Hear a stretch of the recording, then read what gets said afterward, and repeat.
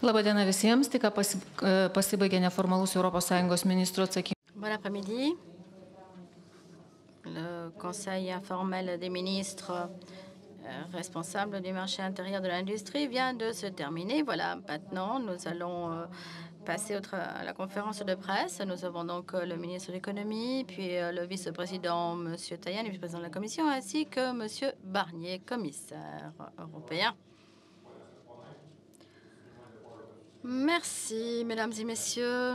Eh bien, tout d'abord, je voudrais vous remercier pour votre présence à cette conférence de presse. Je voudrais également profiter de cette occasion pour, encore une fois, remercier le vice-président de la Commission européenne, M. Tajani, ainsi que M. Barnier. Je voudrais également remercier tous les ministres, chefs de délégation, les participants à cette réunion. Merci pour votre contribution très utile à nos travaux d'aujourd'hui. Alors, cette réunion des ministres responsables de l'industrie et de la compétitivité a été consacrée à un grand sujet, la modernisation de l'administration publique, et également l'administration publique comme instrument pour améliorer les performances de l'économie européenne.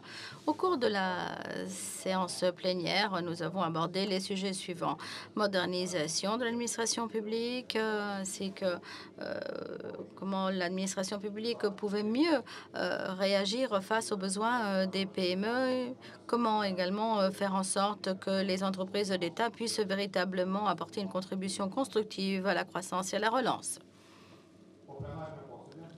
Après la plénière, les ministres ont poursuivi leur discussion en 3 séances en parallèle.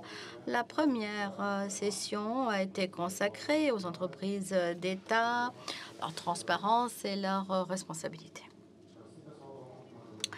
Les entreprises d'État revêtent une importance considérable pour l'économie des États membres. Les entreprises d'État sont présentes dans des domaines très importants: l'infrastructure, l'énergie, les services financiers.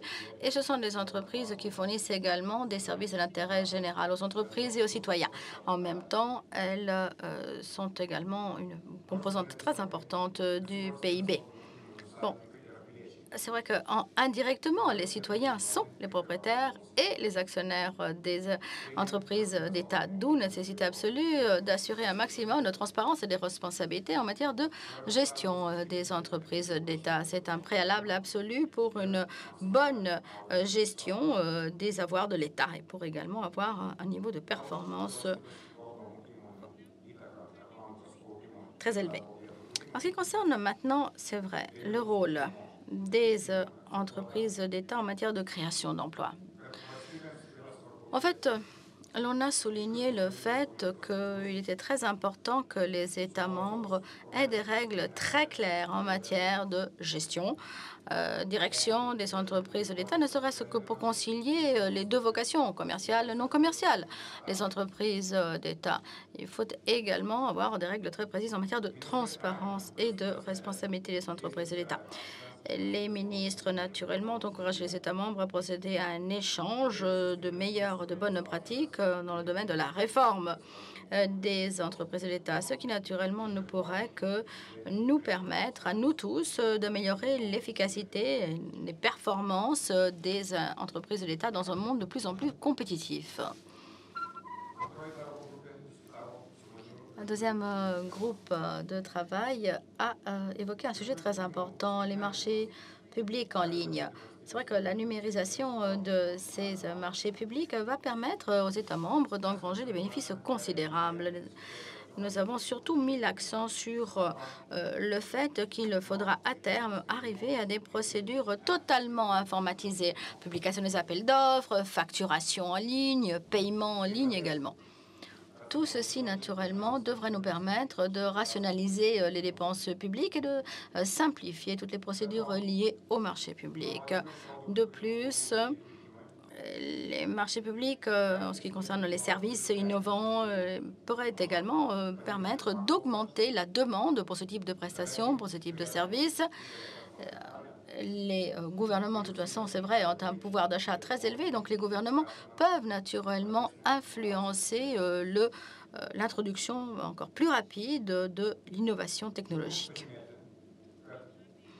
Et je dois vous dire que je suis particulièrement heureux de pouvoir vous dire que lorsque nous avons abordé ce sujet des marchés publics, eh bien, les États membres étaient d'accord avec notre initiative qui est naturellement de basculer entièrement vers la facturation en ligne et tout ce qui est lié à l'informatisation des marchés publics. Alors, pour pouvoir réaliser nos objectifs, les initiatives, naturellement, des États membres et de la Commission seront très importantes, notamment ce qui concerne la formation, naturellement, des praticiens. Ça sera à organiser. Et l'échange de bonnes pratiques est également quelque chose de très important dans ce domaine. Ensuite, les ministres ont invité les États membres à basculer le plus rapidement possible vers les marchés publics informatisés, avec naturellement une mise en œuvre qui devrait se faire avec une transition en douceur. Troisième session, elle a abordé les problèmes liés aux PME et l'application de ce fameux principe Think Small First. Les PME sont un véritable moteur de notre économie et les PME sont absolument indispensables pour véritablement promouvoir l'économie du marché au niveau européen. Nous avons essayé de voir comment améliorer les services à fournir aux PME et comment naturellement réduire toutes les dépenses liées à la charge administrative. Il est clair que nous allons devoir travailler tous ensemble afin que les PME continuent d'être présentes parmi nos principales priorités politiques. Les ministres ont donc invité les États membres à fournir aux PME les instruments leur permettant d'améliorer la rapidité des procédures pour la délivrance des licences avec des règles plus claires en matière, par exemple, de transparence comptable. Alors, le fameux principe Think Small First est un principe qui devrait s'appliquer de manière générale dans tous les États membres, dans toutes les administrations publiques et devrait être également très présent au moment de la décision, des décisions politiques, grandes décisions politiques qui ont naturellement un impact direct sur l'avenir et le sort des PME. Il faut également veiller à ce que l'échange de bonnes pratiques se fasse de manière continue et régulière. Au cours du déjeuner de travail, nous avons abordé un sujet très intéressant, l'entrepreneuriat au féminin. Il s'agit là en fait d'un potentiel largement sous-exploité. Et les ministres ont insisté sur le fait que les États membres devraient procéder à des échanges de bonnes pratiques permettant naturellement de promouvoir l'esprit d'entreprise des femmes. Ceci devrait se faire naturellement au niveau européen. Et je dois vous dire que, encore une fois, j'ai beaucoup apprécié le climat dans lequel sont tenus nos travaux. Et chacun a fait des contributions très intéressantes, très constructives, ce qui va d'ailleurs nous permettre de tirer des conclusions lors du Conseil compétitivité, des conclusions formelles, évidemment. Voilà. Ceci dit, je vais passer maintenant la parole à messieurs Tajani et Barnier, donc, qui vous présenteront leur vision des choses. Merci. Un grand merci tout d'abord à monsieur le ministre Gustas pour l'organisation de ce conseil informel. Aussi un grand merci au gouvernement de la Lituanie pour l'organisation du semestre de présidence européenne. Tout s'est bien passé, tout le monde est content, donc un grand merci. Et moi, je pense que ce conseil a été très utile parce que tous les sujets dont nous avons discuté aujourd'hui sont des sujets cruciaux pour préparer les conseils européens du mois de février, qui sera dédié à la politique industrielle. Moi, je pense que ce conseil sera un des plus importants de ces ans, parce que si nous voulons gagner le défi contre la crise, il faut, à côté de la politique contre la dette publique, avoir une politique en faveur de l'économie réelle. Donc, c'est-à-dire la politique industrielle, la politique en faveur de petites et moyennes entreprises, la politique en faveur du marché intérieur. Et Michel Barnier et moi, nous partageons ces convictions, aussi les collèges. Et voilà pourquoi nous sommes en train de travailler pour préparer ces conseils de chefs d'État et de gouvernement dédiés à la politique industrielle. Parler de l'administration publique, c'est crucial, parce que si l'administration publique marche, pour les entreprises, c'est plus facile de faire des affaires. Et parler des femmes entrepreneurs est crucial parce que malheureusement en Europe, le pourcentage des femmes qui font des entrepreneurs est trop petit. Et après, parler de la réforme de tout le système plus moderne pour avoir une administration publique et avoir aussi des petites et moyennes entreprises qui marchent bien. On a 23 millions de petites et moyennes entreprises en Europe, mais il faut les moderniser, il faut avoir aussi un réseau qui les aide à l'internationalisation, qui les aide à l'accès au financement, qui les aide à résoudre les problèmes avec l'administration publique. Donc un débat très intéressant, avec des idées, avec des propositions qui va aussi m'aider pour la préparation, et j'ai invité M. Gustas à présider avec moi cet événement dédié à la relation entre l'administration publique et la politique industrielle que je suis en train d'organiser dans le mois d'octobre à Bruxelles, donc dans la présidence lituanienne. Donc voilà pourquoi je pense que le débat d'aujourd'hui est très important pour aller de l'avant et faire des propositions aussi dans ce sujet qui est l'administration publique et qui certaines fois est un fardeau pour les entreprises. Il faut changer dans plusieurs pays de l'Union européenne les choses. Il faut faire des réformes parce que certaines fois, pour avoir des autorisations, il faut attendre trop de temps. Certaines fois, l'administration publique n'est pas une amie de l'entreprise, c'est une ennemie de l'entreprise. Donc voilà pourquoi il faut changer. Le débat d'aujourd'hui était vraiment très intéressant et nous voulons aller de l'avant. Moi, j'insiste, le but, c'est d'avoir à côté de Fiscal Compact, un Industrial Compact, après à la conclusion de ce Conseil européen du mois de février. Voilà pourquoi je pense qu'aujourd'hui, nous avons fait un bon travail.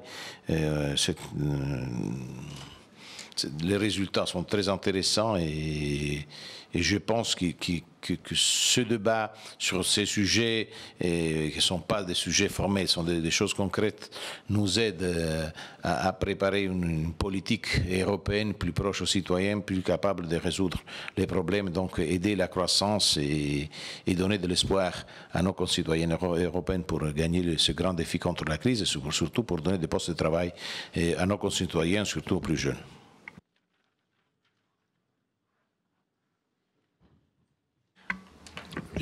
Thank you, Mr. Antonio, for your. Merci beaucoup, Antonio. Merci de cette invitation. Je vous donne la parole, Michel. Merci. Bonjour à chacune et chacun d'entre vous et merci de votre attention.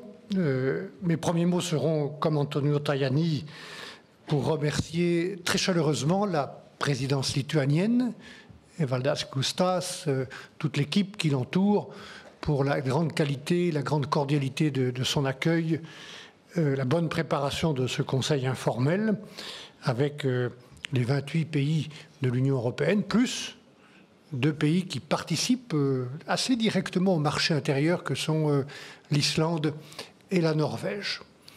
La présidence lituanienne était très importante. Permettez-moi de le dire comme Antonio Tajani, parce que c'est la dernière présidence complète avant le renouvellement du Parlement européen, qui aura lieu au mois de mai prochain. Et donc, ce sont des mois, des semaines très utiles pour finaliser un certain nombre de textes dont l'Europe a besoin, à la fois pour la régulation financière, remettre de l'ordre, de la transparence dans les marchés financiers, et puis, comme l'a dit Antonio, donner un coup d'accélérateur à toutes les mesures qui concernent l'économie réelle, Je me suis entendu ce matin avec la présidente Grybauskaitė de mon agenda de régulation financière, comme j'en parle d'ailleurs il y a une dizaine de jours avec le ministre lituanien des Finances, Rimantas. Nous avons présenté 28 textes de régulation financière qui tous ont l'objectif de remettre les marchés financiers au service de l'économie réelle, plutôt que d'être à leur propre service.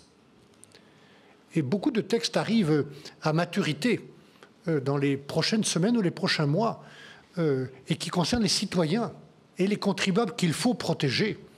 C'est le cas de la directive que j'ai présentée sur les garanties de dépôt, sur la résolution bancaire. C'est aussi le cas de textes que j'ai présentés sur le compte bancaire de base, la transparence des frais bancaires. Voilà pourquoi la présence lituanienne est très importante. Et en même temps, comme vient de le dire Antonio Tajani, nous avons plein de propositions, ça c'est notre rôle de commissaire, qui sont sur la table des ministres et du Parlement européen et qui doivent aboutir dans les prochains mois sur des sujets qui intéressent l'économie réelle. Voilà, j'ai mon tableau favori du travail que j'ai préparé avec Antonio Tajani et une dizaine de nos collègues sur toutes les mesures que nous avons proposées pour relancer le marché unique, qui est notre principale chance. Si ce marché unique fonctionnait mieux, avec ses 500 millions de consommateurs, 22 millions d'entreprises, dont 90% sont des petites ou moyennes entreprises, alors on pourrait trouver chez nous, dans ce marché unique, 2 à 4 points de croissance. Et c'est ce que nous avons fait récemment sur les marchés publics pour les simplifier, pour en accélérer la numérisation. C'est ce que nous avons proposé sur la facturation électronique, dont nous avons parlé ce matin avec tous les ministres. Mesdames et messieurs, notez ce chiffre. Dans une période où l'argent public est rare, si on numérise la totalité des marchés publics en Europe, on économise 80 milliards d'euros par an. 80 en paperasse, 80 milliards d'euros d'économies pour les entreprises et pour les collectivités publiques. Voilà pourquoi la Commission a proposé cette simplification des marchés publics, sa proposition sur la facturation électronique, sur la signature électronique pour lui donner une sécurité juridique totale. Voilà, ce sont des sujets concrets sur lesquels nous travaillons et c'est notre rôle de commissaire de faire des textes qui créent cet écosystème favorable pour les petites et moyennes entreprises, pour l'engagement des femmes dans l'entreprise, pour faciliter la vie des collectivités locales et pour protéger les consommateurs. Et encore une fois, je termine par là où j'ai commencé.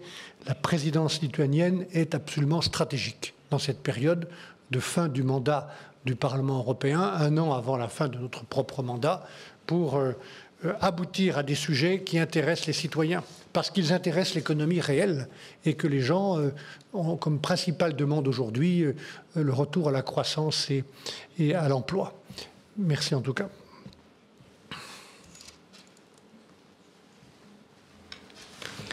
Ačiū ministrui ir komisarams. Metas klausimams.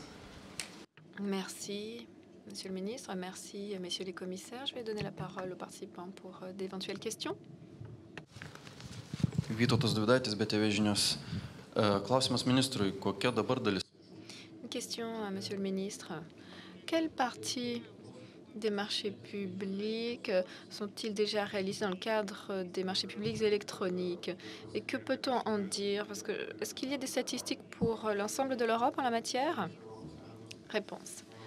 Bien, je peux dire que nous avons déjà progressé dans ce domaine, en tout cas ici en Lituanie, par rapport à d'autres États membres. En Lituanie, nous avons numérisé 80% de tous les marchés publics. Bon, pas pour toutes les phases, mais en tout cas, pour certains éléments de ce processus, 80% des marchés publics sont informatisés. Non, je n'ai pas les statistiques exactes, les chiffres exacts. Violet Benicius, Baltic News Service. Maybe I put in English. I have one question. Une question en anglais à messieurs les commissaires. D'abord, commissaire Tajani, Pensez-vous que la nouvelle législation pourra être adoptée dans un futur proche et réduira le fardeau administratif pour les PME? Est-ce que cela va encourager la croissance de l'économie? Une question au commissaire Barnier. Je sais que vous avez débattu de l'union bancaire avec le président lituanien ce matin. Alors, quels sont les progrès auxquels vous vous attendez pendant la présidence lituanienne? D'après vous, quand arrivera-t-on à un accord ou un compromis avec l'Allemagne concernant le rôle et les compétences des autorités compétentes et concernant la réglementation à l'échelle européenne? Merci. Pour ce qui concerne l'administration publique, et pour essayer de réduire les fardeaux sur les entreprises, la Commission européenne a commencé à travailler il y a plusieurs années pour avoir une better regulation aussi à niveau de l'Union européenne. Parce qu'il faut tout d'abord regarder chez nous et après imposer des règles aux autres. Je pense qu'on a biffé de la liste de milliers de règles pour essayer de réduire ce fardeau administratif. Et je pense par exemple dans mon domaine, qui est le domaine de l'industrie, de l'entreprise, de l'espace, du tourisme, nous avons décidé dans les plans d'action en faveur de l'industrie de l'automobile d'avoir une législation intelligente pour empêcher à nous de donner d'autres fardeaux à l'entreprise de l'automobile. On va préparer cet événement dans le mois d'octobre pour essayer d'expliquer à tout le monde qu'il est très important de réduire les fardeaux administratifs, aussi d'avoir aussi une attitude différente du côté des administrations publiques. Ce n'est pas seulement une question de règles, de nouvelles règles, c'est aussi une façon différente de regarder aux citoyens. Et parce que si l'administration publique regarde seulement son pouvoir, nous risquons de tuer l'économie et de faire des dommages à nos concitoyens. Donc il faut aussi expliquer, et je pense que le mot anglais, civil servant, est très clair. Qui travaille dans l'administration publique est quelqu'un qui sert les citoyens, pas les contraires. Donc aussi l'attitude, et nous sommes en train d'essayer avec nos tests de compétitivité, de réduire les fardeaux bureaucratiques. Comme vous le savez, nous avons décidé d'avoir un test de compétitivité avant d'approuver un texte législatif, c'est-à-dire voir si ce texte législatif va faire des dommages aux entreprises, y compris un fardeau administratif trop lourd. Donc pour nous, c'est un engagement, c'est prioritaire. Donc nous ne voulons pas augmenter les règles, mais il faut faire des bonnes règles.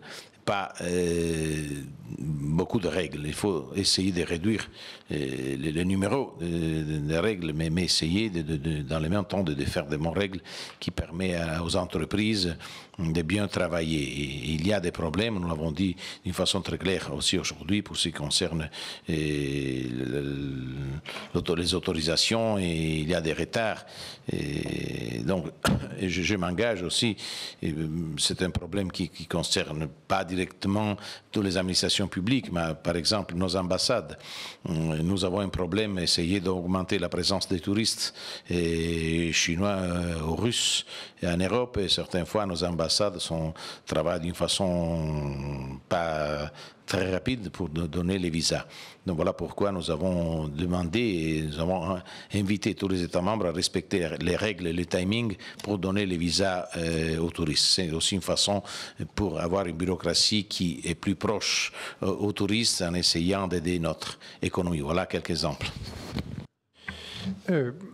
D'abord, une réponse européenne à votre question sur le niveau de numérisation, de digitalisation des marchés publics en Europe. Je rappelle d'ailleurs que la commande publique en Europe représente, la commande publique, 18% du PIB, ce qui montre l'importance économique des commandes publiques et des marchés publics. Au moment où nous parlons, en moyenne, nous sommes à 10% de marchés publics digitalisés, numérisés. Et donc, ce n'est pas beaucoup. Et voilà pourquoi il faut, par la signature électronique, par la facturation électronique, par la suppression de toutes les fragmentations administratives, aller beaucoup plus loin et, si possible, numériser la totalité des marchés publics avec les économies que j'ai indiquées tout à l'heure. Deuxième point, la simplification. Antonio évoquait ce qu'il fait. Nous venons d'arriver à un accord dans le trilogue entre le Parlement, le Conseil et la Commission sur 2 textes que j'ai présentés concernant la simplification des règles des marchés publics et des concessions publiques. Ce texte, d'ailleurs, devrait être définitivement voté pendant la présidence lituanienne au Parlement européen à l'automne, au mois d'octobre. Dans cette proposition, ce qui a été accepté, c'est une simplification drastique des obligations pour les PME qui participent à des marchés publics. Souvent, on sait que des petites entreprises renoncent à participer à un appel d'offres parce que c'est trop compliqué, ça coûte trop cher, on leur demande trop de paperasse, trop de dossiers. Donc nous avons réduit drastiquement les obligations pour participer aux appels d'offres européens. Troisième point sur votre question, monsieur. J'ai évoqué cette question, en effet, avec la présidente Grybauskaitė ce matin, comme avec le gouvernement lituanien. Le texte sur le mécanisme de résolution bancaire que j'ai présenté au nom de la Commission il y a 10 jours est maintenant en discussion au Conseil et au Parlement. Il est compliqué, mais je crois qu'il est possible d'aboutir à un accord avant la fin de cette année sur ce texte. En tout cas, un accord au Conseil des ministres et au Parlement. Après, il faudra peut-être quelques semaines de plus pour concilier les points de vue du Parlement et du Conseil.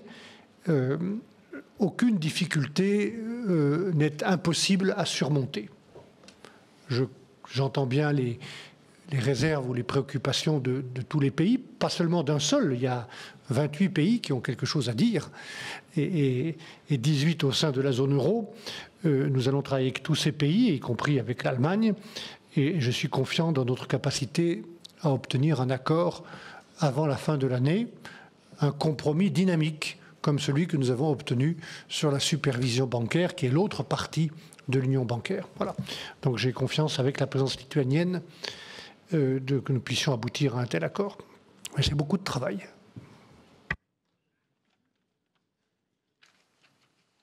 Norėčiau dar papildyti dėl viešo administravimo naštos mažinimo. Eh bien, je voudrais peut-être ajouter quelque chose qui concerne la réduction du fardeau administratif. Oui, vous savez que sous notre présidence, nous allons beaucoup insister sur cette question. C'est vrai, la nouvelle législation est indispensable, très importante, c'est clair. Mais nous allons plutôt nous revisiter les textes existants pour en fait en assurer une meilleure mise en œuvre. Je vous donne un exemple, la mise en œuvre de la directive service sur la base des données Eurostat, les plus récentes. Si cette directive était correctement mise en œuvre, ça nous permettrait d'économiser 5 milliards d'euros par an. Eh bien, aujourd'hui, en fait, les économies ne sont que de l'ordre d'1 milliard, ce qui signifie que nous avons une grande marge de manœuvre encore à disposition. Dernière question maintenant. Dernière question. J'ai une question à l'intention du ministre en ce qui concerne la réduction du fardeau administratif. Quelles autres mesures envisagez-vous, mis à part l'informatisation, la numérisation? En fait, par exemple, en ce qui concerne la délivrance des licences commerciales, eh bien, je vais essayer justement de simplifier les procédures. Donc, nous allons d'abord, naturellement, réexaminer tout ce qui existe déjà au niveau de la législation communautaire, la directive service. Nous allons également voir un petit peu comment est mise en œuvre l'acte pour le marché unique. Donc, vous savez, il y a toute une série de textes législatifs qui existent et qui doivent peut-être être mieux mises en œuvre. Nous allons également préparer des conclusions du Conseil qui permettront ensuite, naturellement, d'alimenter la réflexion lors du Conseil européen de février. La Lituanie est actuellement engagée dans un processus de réexamen de sa propre législation, ce qui devrait nous permettre de disposer de données concernant l'efficacité de l'action des entreprises d'État. Nous allons examiner la structure de la gestion de la direction de ces entreprises et nous pensons pouvoir terminer ce travail d'ici décembre. Nous avons également l'intention d'organiser une analyse très détaillée du rôle des autorités de surveillance en matière d'industrie et économie. Et d'ici février, nous allons avoir sûrement des indications très utiles. Voilà, merci beaucoup. Merci, messieurs les commissaires. Merci, monsieur le ministre. Merci à tous les participants.